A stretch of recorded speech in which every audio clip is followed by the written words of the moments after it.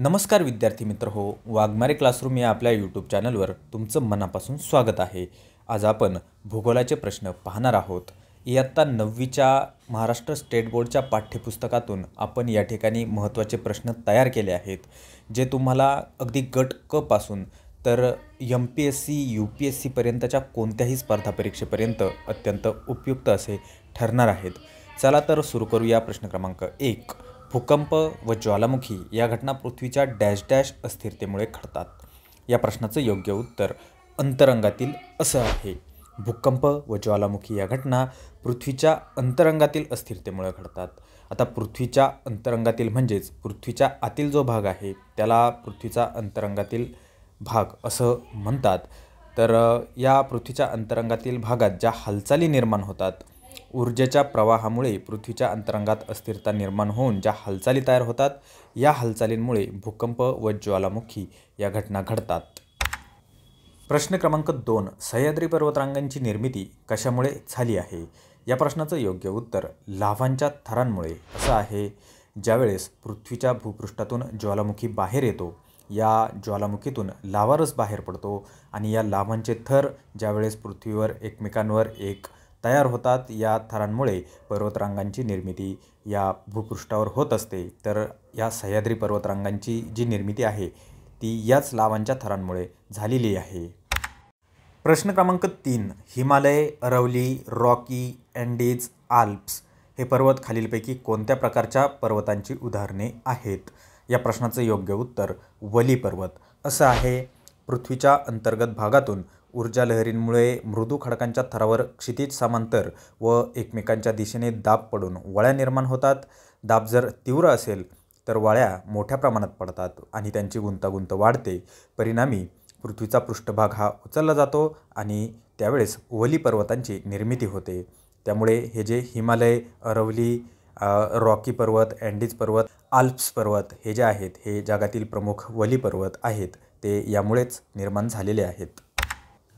प्रश्न क्रमांक 4, पृथ्वीवरील 7 प्रमुख भूपट्टांपैकी खालीलपैकी कोणते एक भूपट्ट नाही? या प्रश्नाचं योग्य उत्तर ग्रीनलँड असं आहे। पृथ्वीवरील जे 7 प्रमुख भूपट्ट आहेत, भूपट्ट म्हणजेच त्याला इंग्लिशमधून टेक्टॉनिक प्लेट्स असं म्हणतात। तर ते 7 टेक्टॉनिक प्लेट्स कोणत्या आहेत पृथ्वीवरील? तर त्यात भारत ऑस्ट्रेलियाची एक टेक्टॉनिक प्लेट आहे, आफ्रिका आहे, युरेशिया, उत्तर अमेरिका, दक्षिण अमेरिका, पॅसिफिक व अंटार्क्टिका चा जो भाग आहे। तर असे एकूण 7 प्रमुख भूपट्ट आपल्या पृथ्वीवर आहेत। पृथ्वीचे कवच अशा भूपट्टांनी तयार झालेले आहे। या भूपट्टांवर खंड आणि महासागर दोन्हीही पसरलेले आहेत।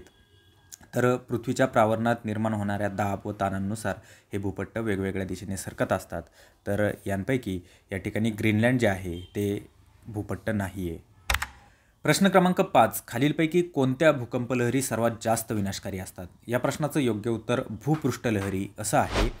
भूपृष्ठ लहरी ज्या आहेत त्या सर्वात जास्त विनाशकारी असतात। भूकंपाच्या 3 महत्त्वाच्या लहरी आहेत, प्राथमिक लहरी, दुय्यम लहरी आणि भूपृष्ठ लहरी। तर यापैकी प्राथमिक व दुय्यम लहरी भूपृष्ठापर्यंत येऊन पोहोचल्यानंतर त्यावेळेस भूपृष्ठ लहरींची निर्मिती होते आणि या लहरी भूकवचात पृथ्वीच्या परिघाच्या दिशेने प्रवास करतात आणि त्यामुळे त्या अतिशय विनाशकारी असतात। प्रश्न क्रमांक 6, खालीलपैकी डॅश डॅश हे भेगीय ज्वालामुखीमुळे तयार झाले आहे? या प्रश्नाचं योग्य उत्तर भारतातील दख्खनचे पठार असं आहे। भारतातील दख्खनचे पठार जे आहे ते भेगीय ज्वालामुखीमुळे तयार झाले आहे। ज्वालामुखीचा उद्रेक होताना लावारस ज्यावेळी एखाद्या नलिकेऐवजी अनेक तडांमधून बाहेर पडतो, त्याला भेगीय ज्वालामुखी असे म्हणतात। ज्वालामुखी उद्रेकातून बाहेर पडणारे पदार्थ तडांच्या दोन्ही बाजूंस पसरतात, त्यामुळे ज्वालामुखीय पठारे तयार होतात आणि हे जे भारतातील दख्खनचे पठार जे आहे ते याच पद्धतीच्या ज्वालामुखींमुळे तयार झाले आहे। प्रश्न क्रमांक 7, वर्तमानात वारंवार उद्रेक होत असतो अशा ज्वालामुखीला काय म्हणतात? या प्रश्नाचं योग्य उत्तर जागृत ज्वालामुखी असं आहे। आता उद्रेकाच्या कालावधीनुसार ज्वालामुखीचे 3 प्रकार पडतात, जे आहेत मृत ज्वालामुखी, निद्रिस्त ज्वालामुखी आणि जागृत ज्वालामुखी। तर बघा, ज्यातून दीर्घकाळ उद्रेक झालेला नाही व भविष्यात पण असा उद्रेक होण्याची शक्यता नाही असे जे ज्वालामुखी आहेत त्याला मृत ज्वालामुखी म्हणतात। त्यानंतर काही काळासाठी शांत असतो व पुन्हा कधीतरी एकदम जागृत होतो असे ज्वालामुखी जे आहेत ते निद्रिस्त ज्वालामुखी असतात। आणि वर्तमानात उद्रेक वारंवार होत असतो अशा ज्वालामुखीला जागृत ज्वालामुखी म्हणतात. उदाहरणार्थ जपानचा फुजियामा व भूमध्य सागरातील स्ट्रांबोली अशी या जागृत ज्वालामुखीची उदाहरणे आहेत. प्रश्न क्रमांक 8. दक्षिण व उत्तर अमेरिकेतील भूकंपाचे क्षेत्र खंडाच्या कोणत्या बाजूला आहे? या प्रश्नाचं योग्य उत्तर पश्चिम असं आहे. दक्षिण आणि उत्तर अमेरिका खंड जे आहेत यांच्या पश्चिम दिशेला त्यांच्या भूकंपाचे क्षेत्र आहे. या चित्रात तुम्ही पाहू शकता या ठिकाणी हे जे डॉट डॉटच्या ज्या लाईन्स दाखवलेल्या आहेत पश्चिम साईडला हे जे क्षेत्र आहे हे तेथील भूकंपाचे क्षेत्र आहे. प्रश्न क्रमांक 9. ज्वालामुखीच्या राखेमुळे जमिनीवर खालीलपैकी कोणता परिणाम होतो? या प्रश्नाचं योग्य उत्तर जमीन सुपीक बनते असं आहे. आता बघा ज्वालामुखीमुळे कोणते परिणाम होतात असं जर विचारलं तर ज्वालामुखीमुळे काय होऊ शकतं? जीवित व वित्तहानी होते, त्सुनामी लाटा निर्माण होतात, त्याचबरोबर अनेक वाईट परिणाम भूपृष्ठावर जमिनीच्या होतात. परंतु ज्वालामुखी येऊन गेल्यावर कालांतराने त्या ठिकाणी ज्वालामुखीची राख तयार होते आणि ज्वालामुखीच्या राखेमुळे कोणते परिणाम होतात तर या राखेमुळे कालांतराने तेथील जमीन जी आहे ती सुपीक बनते. प्रश्न क्रमांक 10. खडकांचे खालीलपैकी कोणते विदारण सजीवांकडून घडते?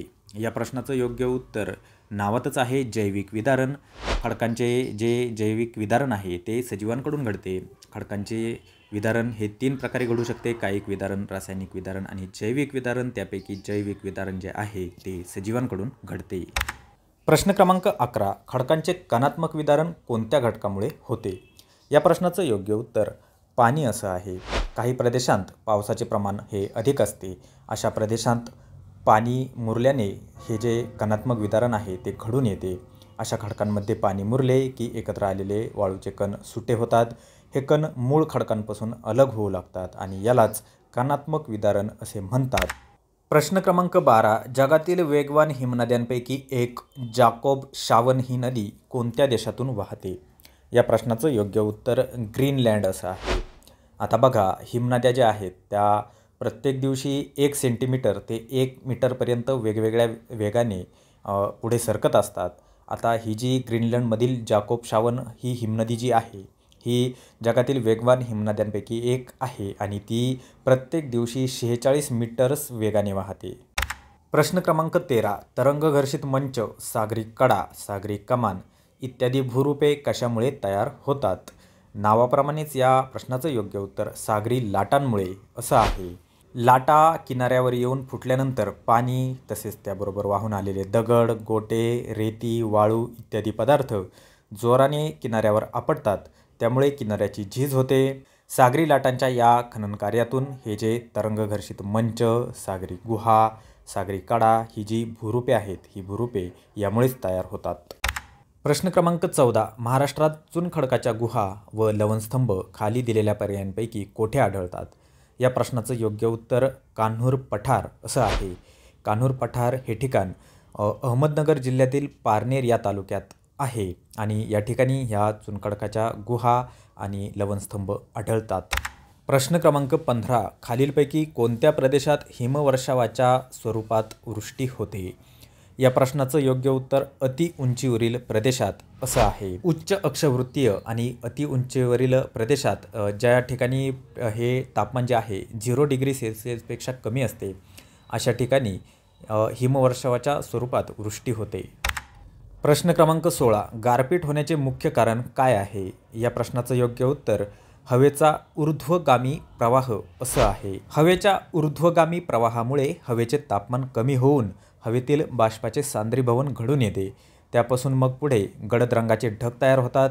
भूपृष्ठाकडून येणाऱ्या हवेच्या ऊर्ध्वगामी प्रवाहामुळे जलकण उंचावर जातात. त्या ठिकाणी जलकणांचे घनीभवन होऊन गारांची निर्मिती होते आणि गारांच्या या वृष्टीला आपण गारपीट म्हणतो. प्रश्न क्रमांक 17. आफ्रिकेतील कांगो नदीचे खोरे व दक्षिण अमेरिकेतील ॲमेझॉन नदीच्या खोऱ्यात विषुववृत्तीय भागामध्ये डॅश डॅश प्रकारचा पाऊस पडतो? या प्रश्नाचं योग्य उत्तर आरोह पाऊस असं आहे.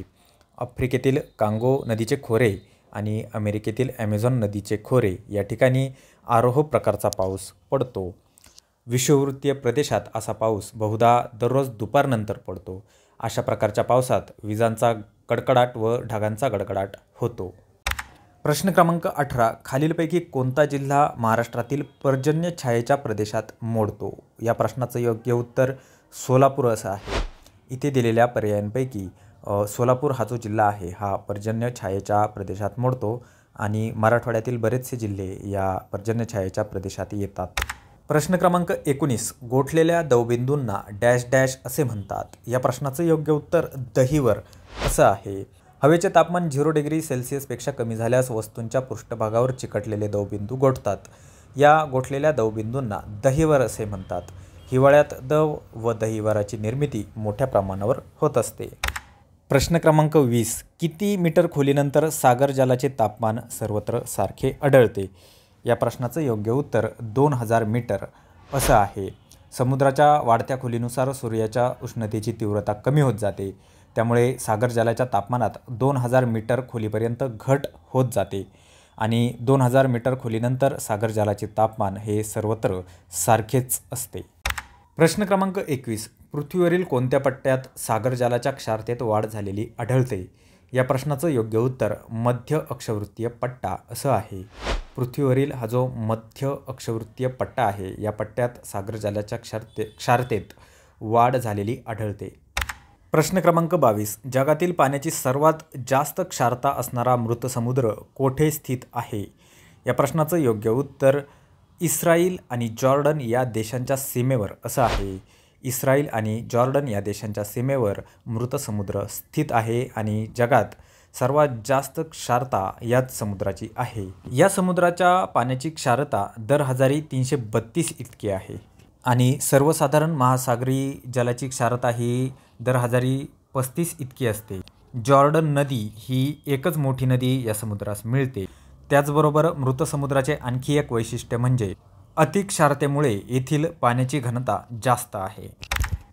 प्रश्न क्रमांक 23. जागतिक संकेतानुसार पृथ्वीवरील तारीख व वारातील बदल कोणत्या रेखावृत्तावर होतो? या प्रश्नाचं योग्य उत्तर 180 डिग्री असं आहे. जागतिक संकेतानुसार पृथ्वीवरील तारीख व वारातील बदल हे 180 डिग्रीच्या रेखावृत्तावर होतो. पृथ्वीवर रेखावृत्ताच्या अशा इमॅजिनरी लाईन्स तयार केलेल्या आहेत जेणेकरून पूर्ण जगात ही वेळ मापन हे व्यवस्थितरित्या केले जाईल. प्रश्न क्रमांक 24. भारताची अर्थव्यवस्था कोणत्या स्वरूपाची आहे? या प्रश्नाचं योग्य उत्तर मिश्र अर्थव्यवस्था असं आहे. अर्थव्यवस्थेचे 3 प्रकार आहेत तर भांडवलशाही अर्थव्यवस्था, समाजवादी अर्थव्यवस्था आणि मिश्र अर्थव्यवस्था. भारताची जी अर्थव्यवस्था आहे ती मिश्र अर्थव्यवस्था आहे. मिश्र अर्थव्यवस्थेत सार्वजनिक व खाजगी क्षेत्रांचे सहअस्तित्व असते. या अर्थव्यवस्थेत नफा व सामाजिक कल्याण यांचा योग्य सहसंबंध राखला जातो. भारताबरोबरच स्वीडन, युनायटेड किंगडम या देशांनी देखील ही अर्थव्यवस्था स्वीकारली आहे. त्याचबरोबर अमेरिकेची जी अर्थव्यवस्था आहे ती भांडवलशाही अर्थव्यवस्था आहे. शेवटचा आणि 25वा प्रश्न आहे. सध्या चर्चेत असलेली लक्षद्वीप बेटे भारताच्या मुख्य भूभागापासून कोणत्या दिशेला आहे? या प्रश्नाचं योग्य उत्तर देण्याचा प्रयत्न तुम्ही करायचा आहे. कमेंट बॉक्समध्ये याचं उत्तर मला तुम्ही द्यायचं आहे. अशा प्रकारे आपण भूगोलाचे सर्व महत्त्वाचे 25 प्रश्न या व्हिडिओमध्ये पाहिलेले आहेत. तुम्हाला किती प्रश्नांची योग्य उत्तरं देता आली हे देखील कमेंट बॉक्समध्ये मला कळवा. व्हिडिओ जर आवडला असेल तर व्हिडिओला लाईक करा, आपल्या चॅनलला सबस्क्राईब करा कारण अशाच प्रकारचे व्हिडिओज या चॅनलवर तुम्हाला मिळत राहणार आहेत. भेटूया पुढच्या व्हिडिओमध्ये. खूप खूप धन्यवाद.